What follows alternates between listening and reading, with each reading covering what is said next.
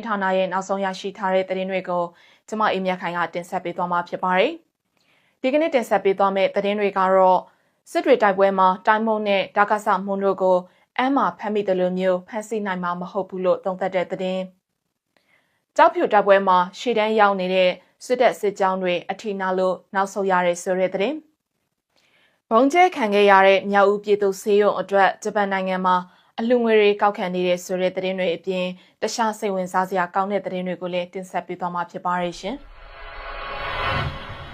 စစ်တွေတိုက်ပွဲမှာအာရခတပ်တော် AA အနေနဲ့အနောက်ပိုင်းတိုင်းမူဒါကဆမှုအပါအဝင်စစ်တပ်အရာရှိကြီးတွေကိုအန်းတိုက်ပွဲမှာတော့ကလိုအရာရှိကြီးတွေဖမ်းဆီးရမိတာမျိုးရှိနိုင်မှာမဟုတ်ဘူးလို့စီရေးလီလာသုံးသပ်သူဗိုလ်မှူးကြီးစင်ရောကပြောဆိုပါရယ်။စစ်တွေမြို့မှာရှိတဲ့ခလာရ20အထဲမှာMI-70 တစီး MI-35 တစီးနဲ့မာဆာရာ8စစ်မြေပြင်စစ်တပ်ရင်အထဲမှာလဲMI-70 တစီးအသင့်ရှိနေတာဖြစ်တဲ့အတွက် AA ဘက်ကစစ်တွေမျိုးကိုသိမ်းပိုက်လာလို့ရှိရင်စစ်တပ်ကောင်းကြီးပိုင်းတွေပြေးဖို့အတွက်အချိန်ရလိမ့်မယ်လို့သူ့ရဲ့စစ်ရေးသုံးသပ်ချက်တရက်မှာရေးသားထားတာဖြစ်ပါတယ်။လက်ရှိကြောက်ဖြူမျိုးနယ်မှာဖြစ်ပွားနေတဲ့တိုက်ပွဲတွေနဲ့ပတ်သက်ပြီးသုံးသပ်ရမှာလဲအခုတစ်ချိန်မှာအာရခတပ်တော် AA ဘက်ကတိုက်စစ်အချိန်ကောင်းလာနေတယ်လို့သုံးသပ်ထားတာကိုတွေ့ရပါတယ်။နောက်ပြီးအာရခတပ်တော် AA ဟာကြောက်ဖြူမျိုးရဲ့10ကီလိုမီတာပတ်ချာလေးလောက်ကိုစိုးမိုးထားနိုင်ခြေရှိတယ်လို့လည်းဆိုပါရယ်။ရခိုင်ပြည်ရဲ့သိမ်းပိုက်ဖို့ကြံရှိနေတဲ့မြို့သုံးမြို့အထက်ကနိုင်ငံရေးနဲ့စစ်ရေးအရာအလွန်အရေးပါတဲ့မြို့ကြီး2မြို့ဖြစ်တဲ့ကြောက်ဖြူနဲ့စစ်တွေမြို့တို့ကိုအာရခတပ်တော် AA ဟာ2025ခုနှစ်ဒီဇင်ဘာလကုန်ပိုင်းကစတင်ကစစ်အရှိန်ကိုမြင့်တင်ပြီးတိုက်ခိုက်နေကစစ်တပ်ဘက်ကစခန်းတချို့ကိုလက်လွတ်လိုက်ရတယ်လို့အကြအဆုံးအများအပြားနဲ့ရင်ဆိုင်နေရတယ်လို့သိရပါတယ်ရှင်။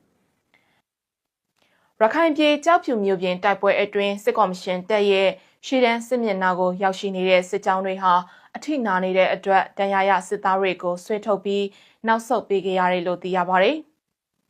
သေပုတ်တောင်တိုက်နယ်ကျညဝတီရေတပ်ဌာနရှုပ်အနီးမင်းပြင်းနဲ့တိုင်းရှောင်းတိုက်ပွဲအတွင်းရှေ့တန်းစစ်မျက်နှာကိုအပို့ခံရတဲ့စစ်ကော်မရှင်တပ်ရဲ့စစ်ကြောင်းတွေကိုအာရခတပ်တော် AA ကဒရုန်းလက်နက်ကြီးကျည်အပြင်ကြားဖြတ်တိုက်ခိုက်တာတွေကြောင့်စစ်ကော်မရှင်ဘက်ကအထိနာသေဆုံးမှုတွေရှိနေတယ်လို့စစ်ရေးသတင်းရင်းမြစ်တွေကပြောကြပါရယ်။အရင်ကထိုးစစ်ဆင်တိုက်ခိုက်လာပြီးနေရာယူထားတဲ့စစ်ကော်မရှင်စစ်ကြောင်းတွေဟာအထိနာပြီးကြာဆုံးမှုတွေများနေတဲ့အတွက်နောက်တန်းကိုအပို့ခံရကနောက်ကလာတဲ့စစ်ကူစစ်ကြောင်းတွေဟာလည်းငကိုမူလနေရာမှာမနေရတော့ပဲနောက်ဆုတ်နေရတယ်လို့ကြောက်ဖြူမျိုးကမြေပြင်ဒေသခံတယောက်ကနရင်းစရာကိုပြောပါရယ်။ကြောက်ဖြူမျိုးမှာဇန်နဝါရီလ10ရက်နေ့ကစလို့လက်နက်ငယ်ပစ်ခတ်တမ်းတွေညီတက်နေပြီးလက်နက်ကြီးပစ်ခတ်မှုတွေသာကြားနေရတယ်လို့မြို့ခံတွေကပြောကြပါရယ်။ကြောက်ဖြူမြို့ပြင်မှာတည်ရှိတဲ့အမှတ်32ရဲတပ်ရင်းနဲ့တစ်ပုတ်တောင်တိုက်နေအနားမှာရှိတဲ့ထောက်ပို့လုပ်ပြီးကင်းလည်နေတဲ့စစ်ကြောင်းတွေကို AA ကပျောက်ကြားစနစ်ကိုအခြေခံကနီးဗျူဟာအသစ်တွေနဲ့တိုက်ခိုက်နေတာကြောင့်စစ်တပ်ဘက်ကအသေးအပြောက်များနေရတာလို့သိရပါရယ်ရှင်။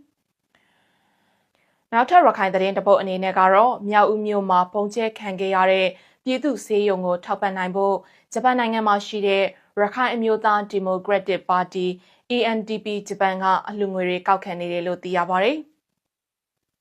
ဂျပန်နိုင်ငံတိုကျိုမြို့မှာရှိတဲ့အိုဆုခဘူဒါမှာဇန်နဝါရီလ17ရက်နေ့နေ့လယ်တနာရီကနေညနေ4နာရီအထိစတင်ပြီးတော့အလှူငွေတွေကောက်ခံခဲ့တာဖြစ်ပါတယ်။ဇန်နဝါရီလ25ရက်နေ့အထိအလှူငွေတွေကောက်ခံသွားမယ်လို့လည်း ANDP ဂျပန်ရဲ့အကြံပေးကိုပုံမြင့်ကနရိစရာသတင်းဌာနကိုပြောပါရယ်။အဲ့ဒီအလှူငွေတွေကောက်ခံမှုအစီအစဉ်မှာရခိုင်အပါအဝင်ဂျပန်လူမျိုးရောလူမျိုးကရင်နီကရင်ရှမ်းလူမျိုးစတဲ့ဂျပန်ရောက်မြန်မာသွေးရှင်တိုင်းရင်းသားညီကိုမောင်နှမတွေကလည်းပူးပေါင်းပါဝင်ကောက်ခံပေးခဲ့တယ်လို့သိရပါရယ်။မြောက်ဦးပြည်သူစေယုံကိုအပြည်ပြည်ဆိုင်ရာလူအခွင့်အရေးနေ့ဖြစ်တဲ့ဒီဇင်ဘာလ10ရက်နေ့ညအချိန်မှာစစ်ကော်မရှင်တပ်ကလေကြောင်းပုံကျဲတိုက်ခိုက်လို့တေဆုံးသူ34ယောက်နဲ့ဒဏ်ရာရရှိသူ86ယောက်အထိရှိခဲ့တာဖြစ်ပါတယ်။ဒီကနေ့ရရှိထားတဲ့ရခိုင်သတင်းတွေကိုတင်ဆက်ပေးခဲ့တာပါဆက်လက်ပြီးပြည်ရင်းနဲ့နိုင်ငံတကာသတင်းတွေကိုလည်းတင်ဆက်ပေးသွားမှာဖြစ်ပါတယ်ရှင်ပြည်ရင်းသတင်းတစ်ပုဒ်အနေနဲ့ကတော့2လအတွင်းစစ်တုံးပန်း16ယောက်ဖမ်းမိပြီးအလင်းဝင်ရောက်လာသူ73ယောက်ရှိတယ်လို့ SFSAF ကထုတ်ပြန်တဲ့သတင်းကိုတင်ဆက်ပေးကြပါမယ်2လအတွင်းစစ်တုံးပန်း16ယောက်ဖမ်းဆီးရမိပြီးအလင်းဝင်ရောက်သူ73ယောက်အထိရှိခဲ့တယ်လို့ကျောင်းသားတအူကျောင်းသားလက်ယုံတက်တော် SFSAF ကမနေ့ကသတင်းထုတ်ပြန်ပါတယ်။ SFSAF ရဲ့စီးရေးနေမြေဖြစ်တဲ့အမ်ပဒန်လမ်းပိုင်းအပါအဝင် ပသိန်းမုံရွာလမ်းမကြီးတဝိုက်ကစစ်ကော်မရှင်တပ်တွေထွက်ပြေးလာသူတွေနဲ့တိုက်ပွဲကနေဖမ်းဆီးရမိသူစစ်ကော်မရှင်တပ်ဖွဲ့ဝင်စုစုပေါင်းဟာ2လအတွင်းမှာ16ယောက်အထိရှိခဲ့တာပါဖမ်းဆီးရမိတဲ့စစ်တုံးပန်းတွေကိုတပ်ဦးတပ်တော်ရဲ့မူဝါဒတွေနိုင်ငံတကာစစ်ဥပဒေတွေနဲ့အညီထိမ့်သိမ်းထားရှိတယ်လို့လည်းဖော်ပြထားပါတယ်အမ်ပတန်လမ်းပိုင်းဟာအာရခတပ်တော် AA နဲ့စစ်ကော်မရှင်တပ်တို့တိုက်ပွဲဖြစ်ပွားနေတဲ့နေမြေလည်းဖြစ်ပါတယ်တပ်ဦးတပ်တော်အနေနဲ့အဖိနှိတ်ခံလူထုကိုမျက်နှာမူကတော်လှန်ရေးတာဝန်ထမ်းဆောင်လိုသူမြည်သူကိုမဆိုအတူတိုက်ပွဲဝင်ဖို့အတွက်လက်ကမ်းကြိုးဆိုလျက်ရှိတယ်လို့လည်းပြောဆိုထားပါတယ်ရှင်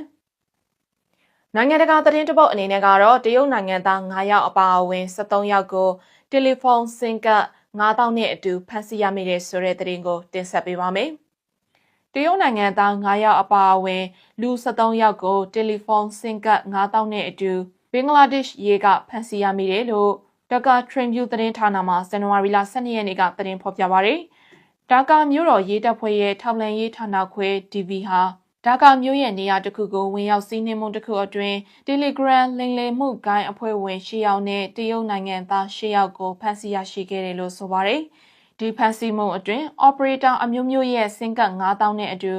တရားမဝင် VoIP စက်ပစ္စည်းအများအပြားကိုလည်းသိမ်းဆည်းရမိခဲ့တယ်လို့သိရပါရယ်။ဒါကာမြို့တော်ရေးတပ်ဖွဲ့ DMP သတင်းဌာနကတလင်းလာနေ့ကဖမ်းဆီးရမိမှုတွေကိုအတည်ပြုခဲ့ပေမဲ့